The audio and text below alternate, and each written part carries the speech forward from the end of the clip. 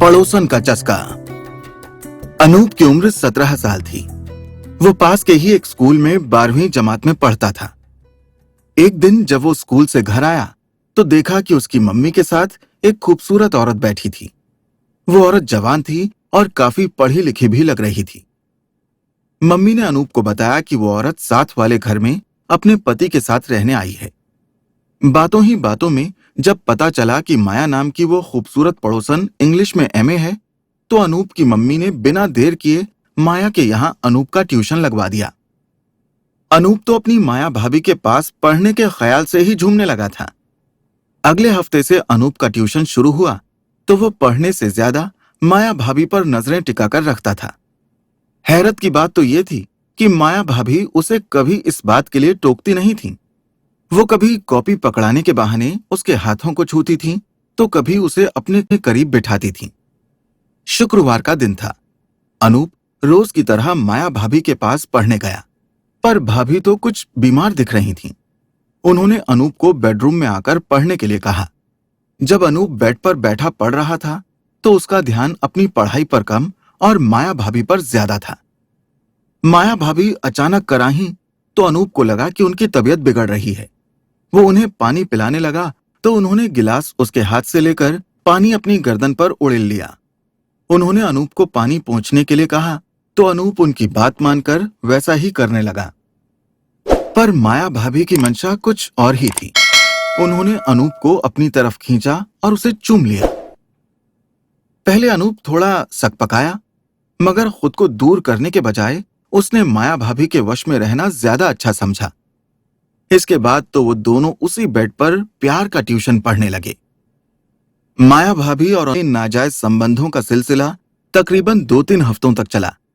न किसी को शक हुआ, न उन्होंने किसी की परवाह ही की। लेकिन एक दिन जब माया भाभी के पति दिनेश ऑफिस से बिना बताए जल्दी घर लौटे और उन्होंने डोरबेल बजाने से बेहतर अपने पास रखी चाबी से दरवाजा खोला तो वो चौंक गए। अनूप और अपनी पत्नी माया को बिस्तर पर देख दिनेश हैरान रह गए। उन्होंने दोनों को खूब गालियां दी। अनूप किसी तरह अपने कपड़े उठाकर वहां से भागा।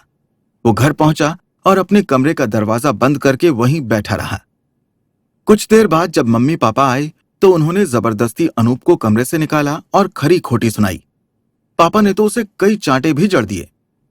जब माया और अनूप के नाजायज संबंधों की जानकारी दूसरों को लगी तो उनका मजाक बनाया जाने लगा। अनूप को खूंटे से बांधने की हिदायतें दी जाने लगीं।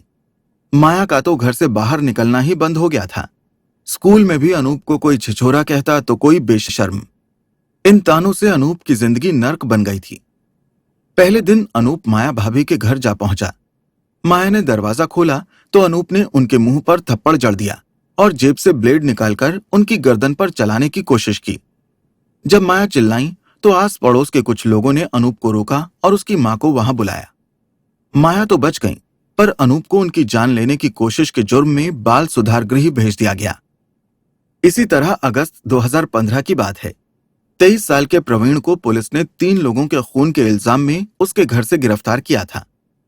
प्रवीण ने अपनी 37 साल की पड़ोसन रीना और उसके 2 बच्चों की हत्या की थी। हत्या की वजह भी यही थी कि रीना इन्हीं बातों से तिलमिलाए प्रवीण को पिछले 1 साल से जिस्मानी संबंध बनाने के लिए मजबूर कर रही थी। पर अब प्रवीण इस रिश्ते को खत्म करना चाहता था। रीना उसे ऐसा करने नहीं दे रही थी। इसी के चलते प्रवीण ने रीना और उसके 12 साल के बेटे आदिल और उसकी 5 साल की बेटी साहित्य की हत्या कर दी।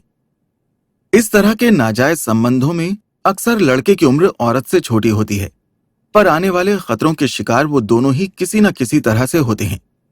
किसी औरत की उम्र ज्यादा होने के चलते उसके लिए ऐसे संबंध केवल मनोरंजन का जरिया मात्र हो सकते हैं। इसलिए जवान होते लड़कों को इनके आने वाले खतरों के बारे में सचेत रहना बहुत जरूरी है।